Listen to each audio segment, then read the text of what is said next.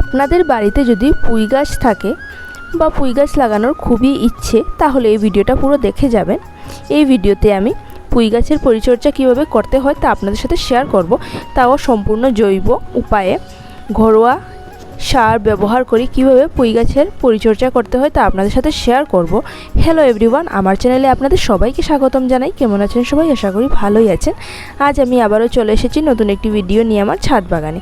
আজ আমি আমার এই ভিডিওতে দেখাবো পুঁই গাছের কীভাবে পরিচর্যা করতে হয়, আর পুঁই গাছের বীজ থেকে চারা তৈরি করে তারপর সেই চারাকে আমি আলাদা আলাদা গ্রো ব্যাগে প্রতিস্থাপন করেছি। আর কীভাবে প্রতিস্থাপন করেছি পুরোটা ভিডিও আপনাদের সাথে শেয়ারও করেছি, আমার আগের ভিডিওতে আছে। যদি আপনারা দেখতে চান তাহলে আপনারা দেখতে পারেন। পুঁই গাছের বীজ থেকে কীভাবে চারাটা তৈরি করতে হয় তা আগের ভিডিওতে আছে। তো আজ আমি দেখাবো কীভাবে পুঁই গাছের পরিচর্যা করতে হয়। আর আমার এই পুঁই গাছগুলোর বয়স প্রায় 2 মাস হয়ে গেছে, আর এই 2 মাসের মধ্যে আমি অনেক দিন এই পুঁই গাছ হারভেস্টও করেছি। আর দেখুন অনেক গ্রোথও বেড়েছে। পুঁই গাছ যত হারভেস্ট করবে তত পুঁই গাছের গ্রোথ বাড়বে। আর পুঁই গাছের আগাটা কেটে দিলে পুঁই গাছের অনেকগুলো ব্রাঞ্চও বের হয়। তো এই দেখুন এই গাছটা থেকে অনেকগুলো ব্রাঞ্চ বেরিয়েছে, কারণ পুঁই গাছের আমি আগাটা কেটে দিয়েছিলাম। তো আপনাদের বাড়িতে যদি 2টি পুঁই গাছ থাকে তাহলে আপনারা সারাটা বছর খেতে পারবেন। আর খুবই অল্প মাটিতে ছাদ বাগানে বা বাগানে পুঁই গাছ চাষ করা খুবই সহজ। তো আমি এখানে খুবই অল্প মাটির মধ্যে পুঁই গাছ লাগিয়েছি, আর একটা গ্রো ব্যাগের মধ্যে 2-3টে করে পুঁই গাছ লাগিয়েছি। আর দেখুন পুঁই গাছের গ্রোথও বেশ ভালো আছে। আর আমি কীভাবে এই পুঁই গাছগুলোর পরিচর্যা করি তা আপনাদের সাথে শেয়ার করব আজ। আর আমার আগের ভিডিওতে আমি বলেছিলাম যে পুঁই গাছে কি সার, ঘরোয়া সার ব্যবহার করলে পুঁই গাছে কোনো প্রকার পোকামাকড়ের আক্রমণ হয় না, বা পুঁই গাছের যে পুরা রোগ একটা আছে সেই রোগের হাত থেকে পুঁই গাছকে কীভাবে বাঁচাতে হয় তা আমি আগের ভিডিওতে আমি দেখিয়েছি। আপনারা যদি দেখতে চান তাহলে দেখতে পারেন। তো পুঁই গাছের পরিচর্যাটা কীভাবে করব তা আজ আমি আপনাদের সাথে শেয়ার করব। আর আরেকটা কথা বলি যে আপনাদের বাড়িতে যদি একটা পুঁই গাছের ছোটো ডাল থাকে তাহলে আপনারা সেই ডাল থেকেও পুঁই গাছের চারা তৈরি করতে পারবেন। তো পুঁই গাছের একটা ডাল থেকে অনেকগুলো চারা তৈরি করতে পারবেন ছোটো ছোটো টুকরো করে। আর সেই ডালগুলো যদি মাটিতে আপনারা বসিয়ে দেন তাহলে আপনারাও অনেকগুলো চারা তৈরি করতে পারবেন। তো আমার এই চারাগুলো, আমার এই পুঁই গাছগুলো আমি বীজ থেকে চারা তৈরি করেছি, তারপর সেই চারাগুলোকে আমি আলাদা গ্রো ব্যাগে প্রতিস্থাপন করেছি। আর এই দেখুন পুঁই গাছগুলো ছাদ থেকে নিচের দিকে নেমে যাচ্ছে।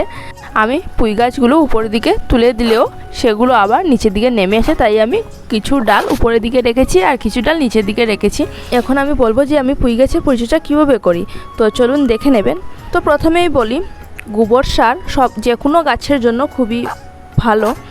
তো যে কোনো গাছ লাগানোর সময় মাটির মধ্যে গোবর সারটা ব্যবহার করা হয়। আর আমি গাছ লাগিয়েছি, আর 15 দিন পর পর আমি এই গোবর আর মাটি মিক্স করে ভালো করে মিক্স করে তারপর আমি এই গাছের গোড়াটা এভাবে খুঁড়ে তারপর আমি এই গোবর সারটা গাছের সাইডে দেই, পুরো গোড়াতে দেই না। আর যে কোনো খাবার বা সার গাছের মধ্যে দেওয়ার আগে কিন্তু গাছের গোড়াটা খুঁড়ে নেওয়া উচিত, আর গাছের গোড়ায় যত আগাছা থাকে সবগুলো পরিষ্কার করে নেওয়া উচিত। তো এই দেখুন আমি গাছের গোড়াটা খুঁড়ে নিয়েছি। আর এখন এই গোবর সারটা গাছের সাইডে দেব, পুরো গোড়ায় দেব না, পুরো গাছের সাইডে এইভাবে গোবর সারটা দেব।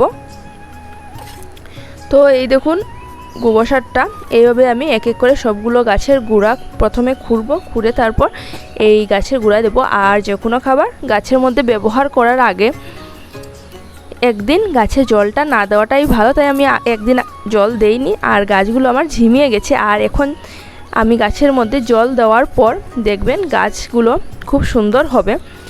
তো আমি এই দেখুন এই গাছের গোড়াটাও খুঁড়ে নিচ্ছি, আর খোঁড়ার পর এই গাছের গোড়ায় আমি এই গোবর সারটা দেবো।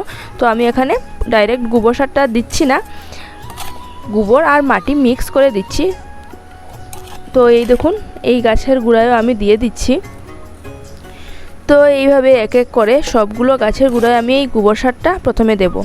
আর এই গোবরটা অনেক দিনের পুরনো গোবর, নতুন গোবরটা গাছের গোড়ায় না দেওয়াটা ভালো, না হলে গাছটা মরে যেতেও পারে।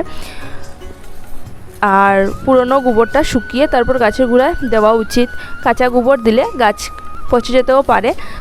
তো এই দেখুন আমি এক এক করে সবগুলো গাছের গোড়াটা প্রথমে খুঁড়ে দিচ্ছি, তারপর গাছের গোড়ায় যে আগাছাগুলো থাকে সেই আগাছাগুলো পরিষ্কার করে তারপর আমি এই গোবর আর মাটি মিক্স করে সেটা গাছের সাইডে দিকে দিয়ে দিচ্ছি। তারপর গাছের মধ্যে আরেকটা জিনিস আছে, সেটা দিলেও গাছের খুবই ভালো হয়।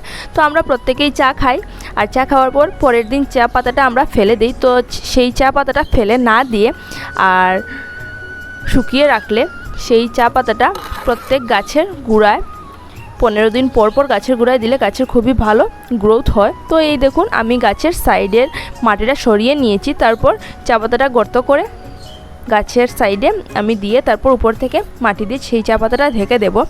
তো এইভাবে সবগুলো গাছের গোড়ায় আমি চা পাতাও দেবো, সবগুলো গাছের গোড়ায় আমি চা পাতা দেবো। তো দেখুন এই গাছের গোড়ায় আমি চা পাতাটা দিয়ে দিয়েছি, আর এখন মাটি দিয়ে চা পাতাটা ঢেকে দিচ্ছি। তো এইভাবে 15 দিন পর পর চা পাতা গাছের গোড়ায় দিলে গাছের খুবই ভালো হয়।